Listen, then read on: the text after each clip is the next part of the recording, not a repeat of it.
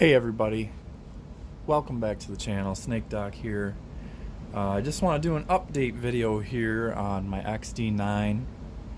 I finally got my slide back from XD Man, who did some gun coat, refinished the slide for me, and I just kind of wanted to show you some of the things I've done since I did the unboxing video. So first things first, I guess we know we have an unloaded firearm, so we'll get the mag out of there. We don't need it. So this is a textured grip, the rubber textured grip. I think this is a grip-on one. I can't remember. Could be a traction grip. I just ordered the $11 one that's on eBay. I've always had good luck with them. I like the fact that this comes up high into the thumb groove right here, so you get some texture on both sides. Excuse me. And it comes with the rear piece here.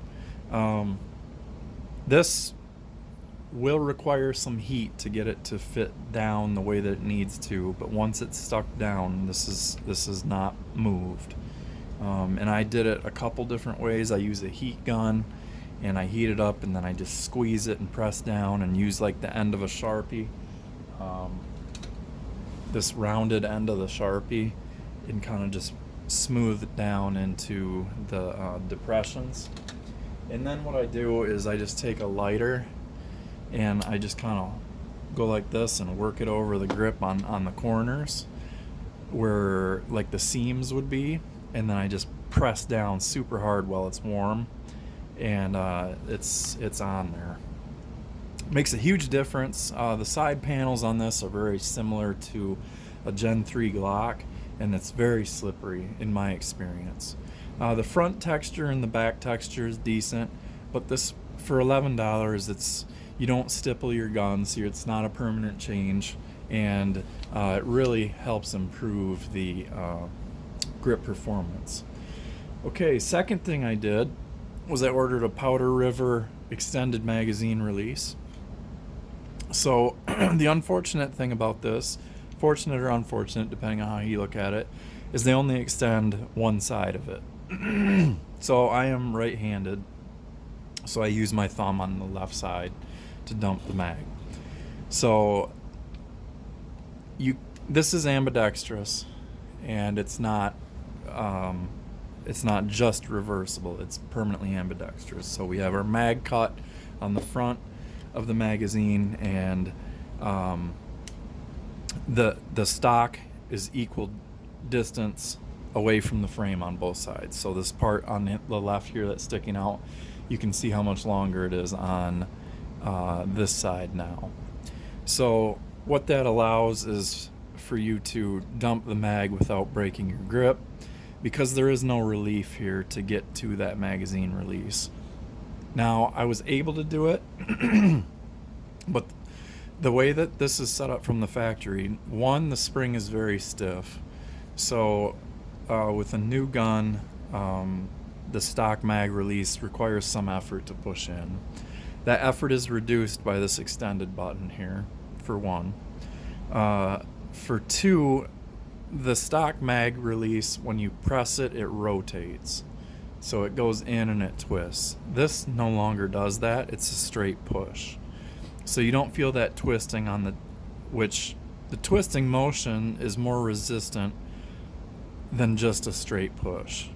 So there is less pressure required with the same spring tension to dump your mag. So to me, it was a worthwhile upgrade. God, my voice, I'm so sorry. It's about a $30 part shipped, but it's easily changed. All you do is you knock that 16th inch pin about halfway across until one side of your mag release pops up, and then you just take your new one and you push out your old one with your new one, and then you take a punch and line everything back up, and then you just knock the pin back through. So you can change it out in about a minute. So I have my Ameriglo night sights installed now, which I had installed prior to the Cerakote or gun coat, whatever he uses. and he reinstalled those when I sent the slide down. So the slide is finished now in a midnight bronze. So it is a bronze color, but it's a very dark bronze, very dark. And it does have a slight amount of gold flake in it. I don't know if you can pick it up, but it's a very, very small amount of metallic to it. To me, it looks outstanding. It really changed the look of the gun, and it really kind of looks cool. Let me close the slide and show you here. So it just looks really neat, especially when you have, you know, the black barrel, the black loaded chamber indicator, and the black sights against that. I think it's a nice look for this gun. Let's see. I haven't shot yet. I'm hoping today. It looks like it's going to be a pretty nice day out today, and I'm trying to conserve ammo because unfortunately we're in a massive ammo crisis right now. Prices are through the moon, and if you can even find it, you know, any local place that I've been to, there's nothing except oddball rifle calibers and maybe some 5.7. I've seen some of the 5.7 ammo. So if you are somebody who owns the Ruger 5.7 or the FN, you might be in luck there.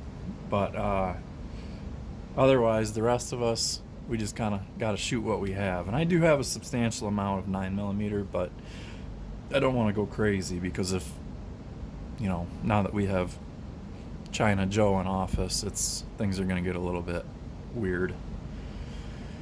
So the other thing too with these magazines right now is if you go on Gunbroker, there is a company called Robertson's Trading Post, and they're selling a 3-pack of these for $51 shipped, so it's $17 a mag. Gun Mag Warehouse has had these as low as $12.99 before shipping. I haven't seen them drop them that low in a while. They're $19.99 right now on Gun Mag Warehouse plus shipping, so you're gonna end up paying at least $21 a mag. And again, for those of you that aren't aware, you can take Beretta 92 mags if you have a Beretta 92 and make this hole, and they will work in this gun. So you can do 15 round, 17 round, or 18 round Beretta mags and make that cut, and they should run and lock the slide open. They may or may not lock the slide open depending on the follower, but they should.